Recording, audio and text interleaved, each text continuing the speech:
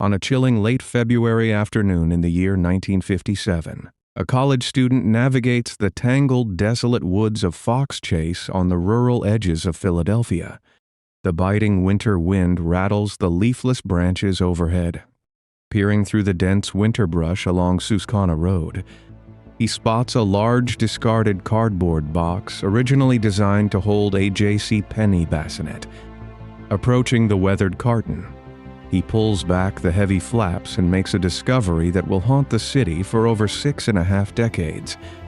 Inside the box rests the fragile, battered form of a small boy carefully wrapped in a faded, heavily repaired plaid blanket. The child's hair has been hastily cropped close to his scalp, with loose clumps of brown strands still clinging to his pale, bruised skin. This devastating scene marks the genesis of the longest continuous missing identity investigation in Philadelphia history. Despite relentless efforts by seasoned detectives, the boy vanishes into the shadows of anonymity, destined to be known only as the boy in the box until modern science finally pierces the veil in the year 2022. In the mid-1950s, Philadelphia stands as a bustling, tightly knit metropolis riding the crest of a prosperous post-war boom. Row houses line the precise geometric grid of the expanding city, their weathered brick facades glowing warm under the amber wash of sodium streetlights. The sprawling Delaware Valley stretches wide, connecting bustling urban centers to expansive, densely wooded suburbs like Fox Chase in the far northeast. Neighborhoods thrive on a predictable, comforting daily routine. Fathers commute to thriving manufacturing plants while children play freely in the narrow residential streets, tossing baseballs until the twilight shadows stretch long across the cracked pavement. In this era of mid-century American normalcy, doors are left unlocked. Families gather around heavy wooden radio sets in their living rooms for evening broadcast programs. Residents across these districts know their neighbors, exchanging greetings across low wooden fences and sharing the collective responsibility of watching over the local youth. A sense of communal safety blankets the city, creating an environment where a missing child would typically mobilize an entire neighborhood within minutes. The community acts as an impenetrable shield against outside threats. However, this communal shield offers no protection from threats hiding inside the home. Hidden beneath this veneer of idyllic prosperity lies a dark, tragic reality for one specific child. Born in January of the year 1953, little Joseph Augusta Zamari enters a world far removed from the safe, sunlit childhood experienced by most youths of his generation. Joseph belongs by blood to the prominent Abel and Zamarli families, well-established lineages rooted firmly within the Delaware Valley region. By all conventional measures of the era, a child of such social standing should enjoy a life of comfort and privilege, surrounded by doting relatives and a vast network of communal support. Instead, his brief existence is cloaked in deep familial secrecy and profound isolation. The young boy lives as an invisible ghost within his own city, effectively erased from the public record and hidden entirely from the protective gaze of the local community. While other 4-year-olds in Philadelphia attend local church kindergartens and visit bustling city parks, Joseph endures his isolated days in profound, unbreakable silence. No neighbors recall seeing a small boy with striking blue eyes playing on the sidewalk. No family photo albums document his first tentative steps or his early childhood birthday celebrations. His identity is systematically stripped away by those entrusted with his care. This deliberate concealment ensures that no teacher, no pediatrician, and no watchful neighbor can intervene on his behalf. The authorities later realize that the very people residing mere miles from the Fox Chase woods deliberately construct this wall of silence. They create a horrific environment of unchecked domestic tyranny, allowing catastrophic physical and emotional harm to occur behind closed doors. To understand the depth of this tragedy, one must examine the absolute lack of systemic safeguards present in the mid-20th century. In the year 1953, hospital birth records remain largely unlinked to central municipal tracking systems. State welfare departments operate with fragmented communication networks, relying on paper files stuffed into metal cabinets across disconnected jurisdictions. Local police departments operate strictly within their own neighborhood boundaries, rarely sharing intelligence with neighboring precincts. This fractured approach to law enforcement guarantees that predators can easily manipulate the system, shifting their victims away from prying eyes with zero institutional oversight. If a child does not enroll in the public school system, that child practically does not exist in the eyes of the government. Joseph falls precisely into this bureaucratic blind spot. Without mandatory pediatric checkups or centralized welfare databases, his caregivers possess the absolute power to dictate his reality. The child relies entirely on adults who view him not as a precious life, but as a burden to be hidden. He spends his crucial developmental years subjected to a continuous psychological campaign of isolation, deprived of the basic human connection required for survival. Every day, thousands of citizens walk past the very structures, concealing his plight entirely unaware of the captive boy inside. The city hums with life, yet Joseph remains trapped in an invisible cage, waiting for a rescue that will never come. This structural failure highlights an infuriating truth about historical child protection. A mere discrepancy in paperwork or a lack of interagency communication allows a vulnerable human being to vanish from society without a single missing person report ever being filed. The definitive point of no return for this historic criminal investigation arrives on February 25th, the year 1957. When the Philadelphia Police Department officially responds to the rural woods along Susquehanna Road. Before the action unfolds, one must understand the geography of this grim location. Fox Chase sits in the northeastern quadrant of Philadelphia, featuring dense, overgrown patches of forest that border quiet suburban developments. The specific dumping site lies just off a two-lane paved road, shielded entirely by a thick impenetrable barrier of winter brush and towering oak trees. A narrow, muddy trail leads down a slight natural embankment, providing perfect environmental concealment from any passing motorists driving through the area.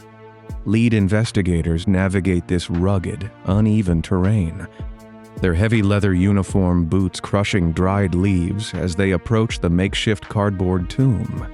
They secure the perimeter, stretching ropes between tree trunks to preserve the delicate physical evidence scattered in the dirt. The visual reality of the crime scene is completely devastating. The cardboard J.C. Penney bassinet box sits slightly tilted on the uneven ground, its printed logo faded by exposure to the elements. Detectives peer inside, confronting the tragic conclusion of Joseph's short life. The helpless child has met a brutal, permanent end.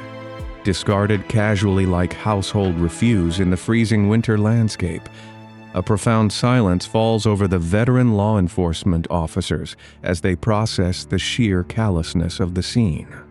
Medical examiners take custody of the fragile remains, transporting the boy to the city morgue for a meticulous post-mortem examination. The clinical fluorescent lights of the examination room illuminate a horrifying, tragic chronicle of sustained physical trauma and profound chronic malnourishment. Pathologists initially estimate the child's age at somewhere between 4 and 6 years old. Modern records would later confirm he had just turned 4 years old only weeks prior to his discovery. The forensic analysis reveals striking, unusual clues carved into the boy's small frame. Examiners formally document 3 circular surgical scars on his left ankle and groin, indicating professional medical intervention at some specific unknown point in his hidden life. They also record a distinctive L-shaped scar under his chin, a permanent physical marker of past injury. The child's fingernails are neatly trimmed, contrasting sharply with the severe neglect evident on the rest of his body. Forensics investigators take precise ink impressions of the boy's tiny fingerprints, hoping this standard identification procedure will yield an immediate, definitive match. Laboratory technicians run these ink prints through local precinct files, state police registries, and the massive federal criminal databases in Washington District of Columbia. The results return completely empty, deepening the mystery surrounding the boy's existence. His dental records offer no assistance, as he has never visited a dentist.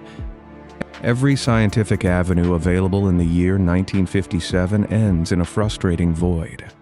Faced with an unprecedented, infuriating wall of total anonymity, the Philadelphia Police Department launches the most massive public awareness campaign in the history of the entire city.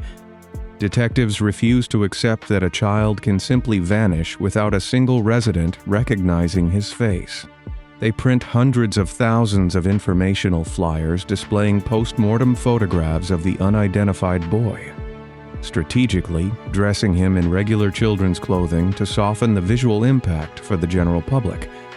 Officers staple these posters to wooden telephone poles, tape them to storefront windows, and distribute them across transit stations throughout the Delaware Valley.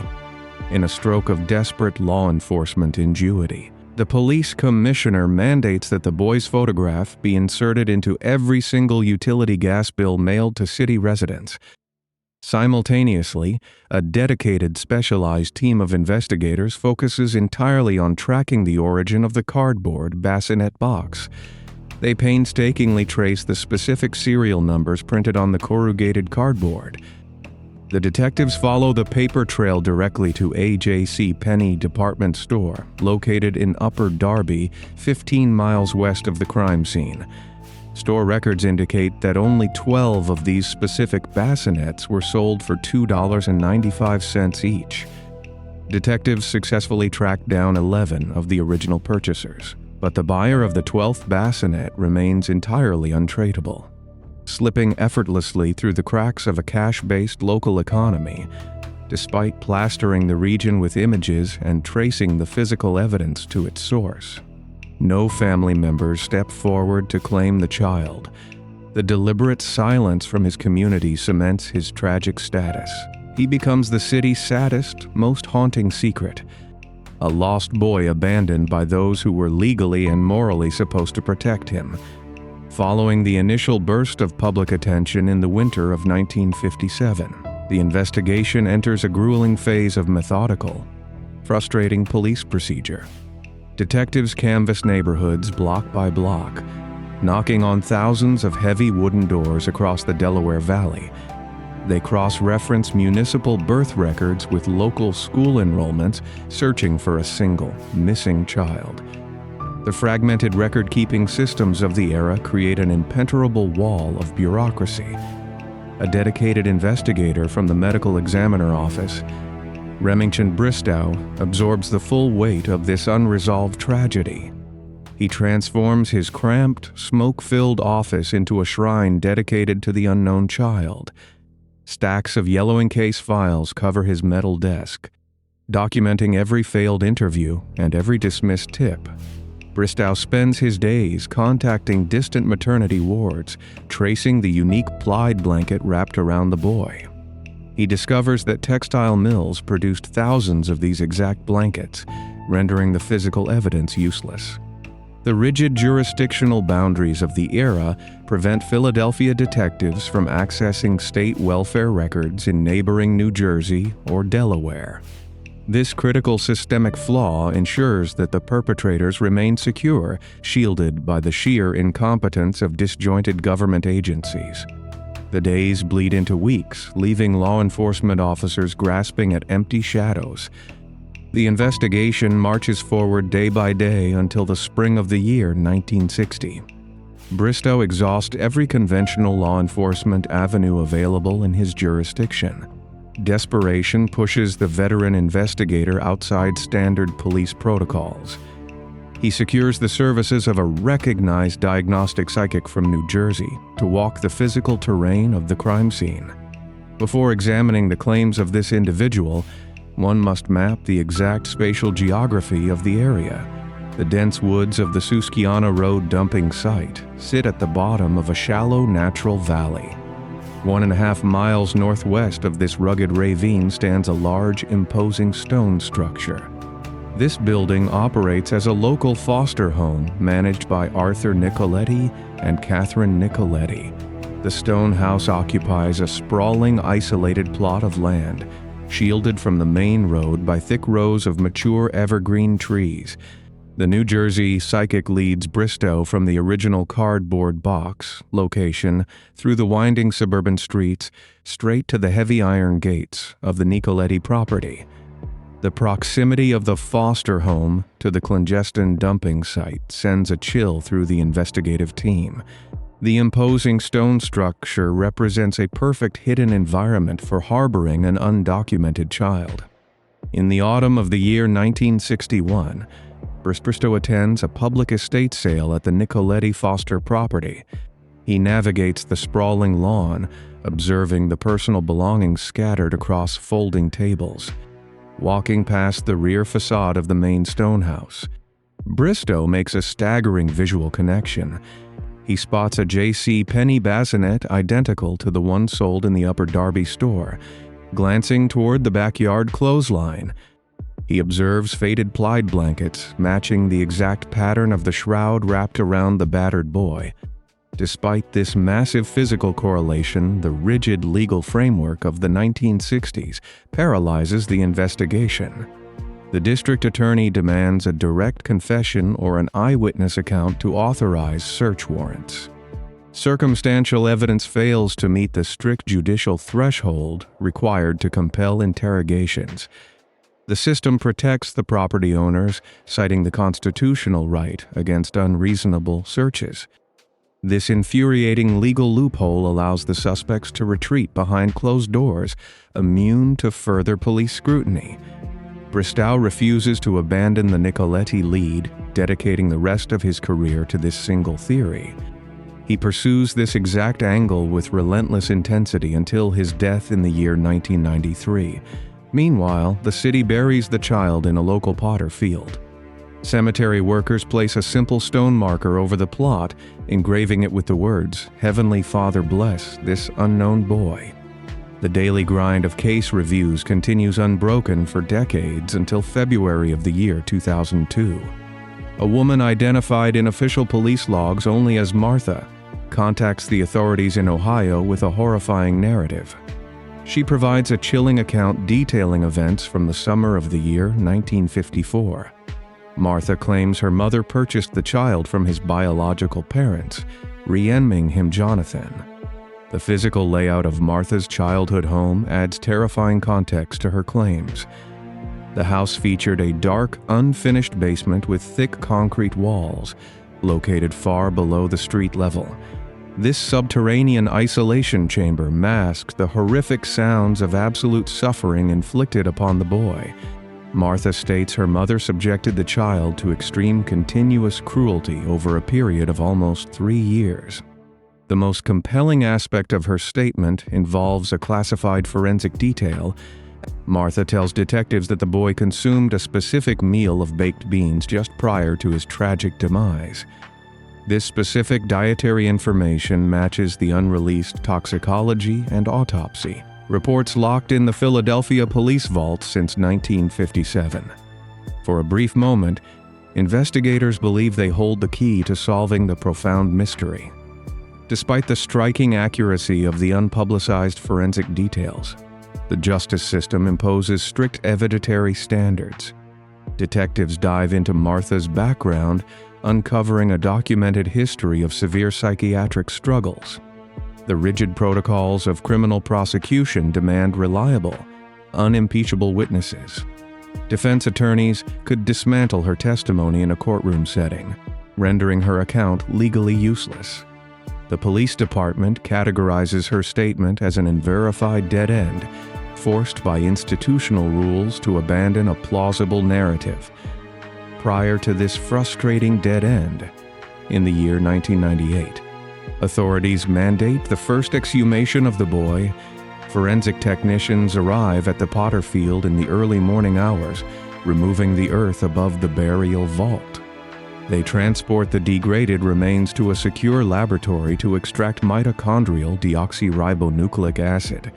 The scientists run the resulting genetic profile through local, state, and federal criminal databases. The computer scans display 0 matches. The federal registries lack the required genetic data from the general public, stalling the investigation once again. The long, silent march of time continues until the year 2019. A dedicated team of forensic experts petitions the city to exhume the remains for a second, definitive time. The physical environment of the modern forensic laboratory presents a stark contrast to the basic morgues of the 1950s. Technicians work in sterile, climate-controlled clean rooms, wearing full protective suits to prevent any biological contamination. They face immense, unprecedented scientific hurdles. The child's remains suffered severe degradation from 62 years of soil exposure. Furthermore, the harsh chemical formaldehyde treatment used during the embalming process in 1957 destroyed the cellular structures required for standard genetic testing. The scientists deploy modern, cutting-edge extraction techniques to bypass these catastrophic chemical barriers. They spend weeks purifying the compromised samples, isolating microscopic fragments of viable genetic material. This complex, tedious laboratory procedure represents the absolute peak of modern science. The forensic team constructs a comprehensive genetic profile from the shattered pieces of evidence. This meticulous laboratory work sets the stage for a groundbreaking collision between historic detective work and modern genealogy. The chronological conclusion of this 65-year mystery arrives in the final months of the year 2022. Before examining this historic breakthrough, one must visualize the modern digital battleground. The physical environment shifts from the damp, freezing woods of Fox Chase to the secure, sterile offices of the Vito Q Society and Identifinders International. These organizations operate out of dedicated facilities located in separate states, connected by vast networks of high-speed fiber optic cables. Heavy computer servers hum inside chilled equipment rooms, storing millions of public genealogical records. The new Forensic Genetic Genealogy program of the Philadelphia Police Department initiates a massive, unprecedented collaboration.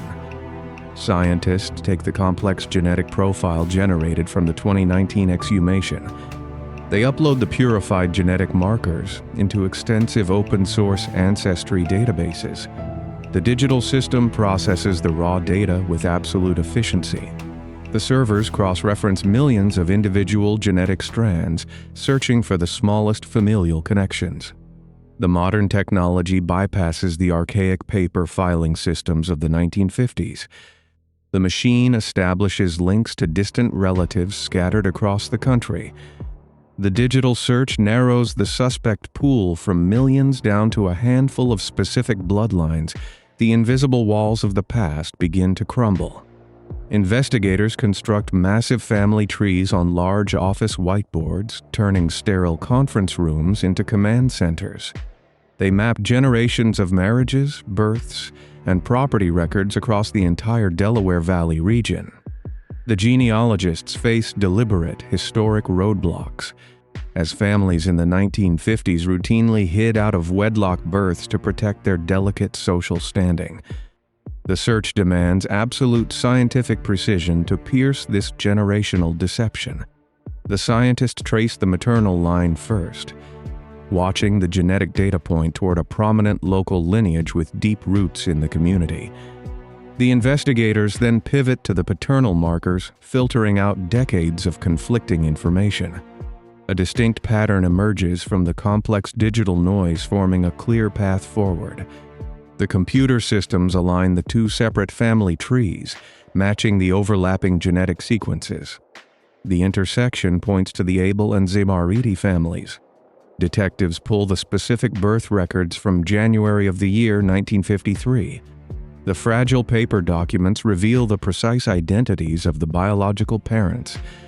The truth surfaces with devastating clarity, altering the trajectory of the investigation. The child was never a transient outsider passing through the state. The predator hid in plain sight, living mere miles from the Susquehanna Road dumping site. The culmination of this monumental scientific effort materializes on December 8th, the year 2022. The Philadelphia Police Department convenes a historic press conference to announce the staggering revelation to the world. One must visualize the dense atmosphere of the central briefing room. A thick cluster of network microphones sits atop a heavy wooden podium bearing the official city seal. Dozens of television cameras form a solid, impenetrable wall in the back of the crowded hall. The intense studio lights reflect off the polished badges of veteran detectives standing shoulder to shoulder in the front row. Police Commissioner Daniel Outlaw steps up to the microphone, carrying the weight of decades of police work. A profound silence falls over the seasoned journalists and veteran law enforcement officers. She speaks the words that generations of investigators fought to hear. She states that the unknown boy finally has a given name. She announces his true identity to the global public. The definitive words echo through the silent chamber. Joseph Augustus Zamari, the veil of absolute anonymity shatters into 1,000 pieces. This identification redefines the entire scope of the historical tragedy. For decades, the general public viewed the child as a forgotten drifter, discarded by traveling strangers. The new genetic evidence obliterates this comforting myth. Joseph belonged to the very fabric of the Philadelphia community, connected by blood to established local residents. The perpetrators weaponized the rigid social norms and fragmented bureaucratic systems of the mid-20th century to erase a human life. A simple lack of centralized municipal tracking allowed a vulnerable boy to endure severe torment behind closed doors. The abuser walked the same neighborhood streets as the investigating detectives. The guilty party read the local newspapers and watched the evening television broadcasts detailing the massive search. The predator wore the mask of an ordinary normal citizen, blending into the post-war prosperity of the era. The sheer arrogance of this deception fuels the modern pursuit of ultimate accountability. The restoration of his given name represents a massive victory for human dignity and the rule of law. The unnamed boy in the box is no more. Joseph claims his rightful place in history. The shadows retreat under the harsh light of absolute truth. Following the historic public identification, the focus of the investigation shifts from identifying the victim to hunting the perpetrators. Authorities dig into municipal death registries to locate the specific whereabouts of the biological parents. Detectives confirm that Augustus John Zarelli and Mary Elizabeth Abel, later known by her remarried name Mary Elizabeth Plunkett, passed away years prior to the genetic breakthrough. However, the police department announces that the homicide investigation remains active. The primary investigative objective centers on determining exactly who took physical custody of the child during his final months. Investigators scour archaic property deeds and municipal tax records to map the specific residences of all extended family members. They analyze the specific legal loopholes of the era that permitted informal, undocumented custody transfers between private citizens. In the 1950s, a parent could hand a child to a relative or a stranger without signing a single government document. This lack of rigid legal protocol shielded the true abusers from standard police scrutiny and child welfare checks. The modern detective work aims to pierce this bureaucratic armor using advanced digital tracking.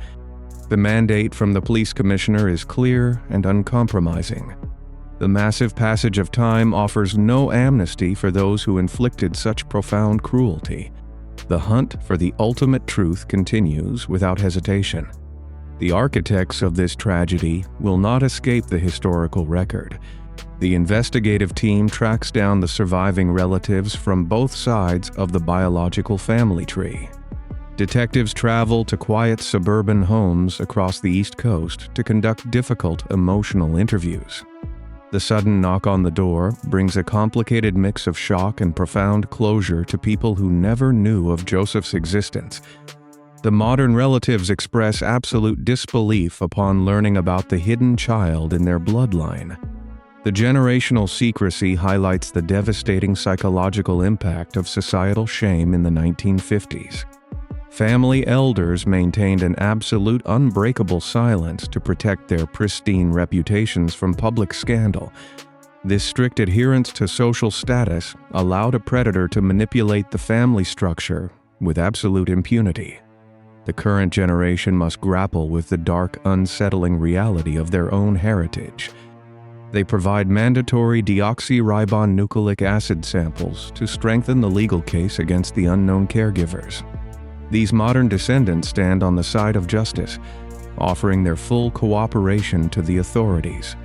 They refuse to perpetuate the toxic cycle of silence that cost a young boy his life. Their participation ensures that the true narrative replaces the decades of deliberate familial deception. The wall of secrecy crumbles under the weight of modern accountability. The truth binds the fragmented family history back together.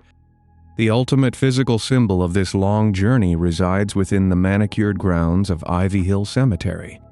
The graveyard sits in the Cedarbrook neighborhood of northwest Philadelphia, featuring rolling green hills bordered by low stone walls.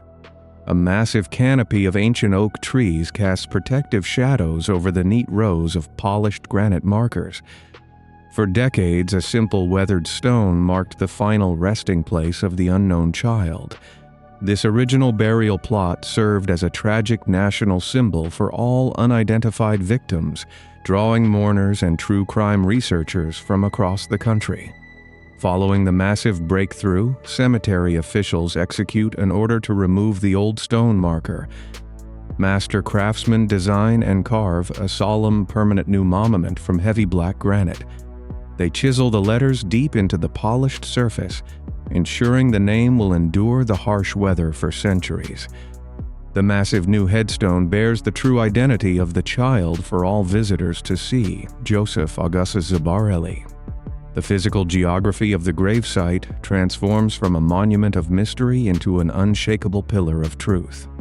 The community gathers around the new stone, placing toys and fresh flowers at the granite base. The boy no longer rests under a heavy shroud of absolute anonymity. He belongs once again to the city that never stopped searching for him. The identification of Joseph Augustus Zamarli stands as a monumental triumph of modern forensic science over historical malice. The perpetrators orchestrated a perfect disappearance, relying on systemic blind spots and communal trust to execute their dark designs. They believed their geographic proximity to the crime scene and their ordinary social masks would protect them from discovery forever. They underestimated the relentless dedication of law enforcement officers who refused to abandon the cold case. Detectives carried the heavy files through generations, passing the torch of justice to their younger successors.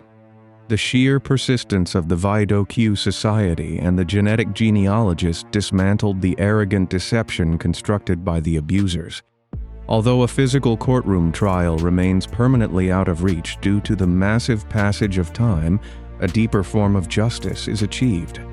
The true criminals are stripped of their absolute power to control the narrative. The fragmented system that failed the child in the mid-20th century transforms into the very instrument that rescues his legacy. The shadows retreat under the intense, unforgiving light of modern truth. Joseph Augustus Zamarli reclaims his rightful identity from the monsters who stole his future. His enduring story serves as a permanent warning to predators hiding in plain sight. No secret remains buried forever. The truth always finds a way to the surface.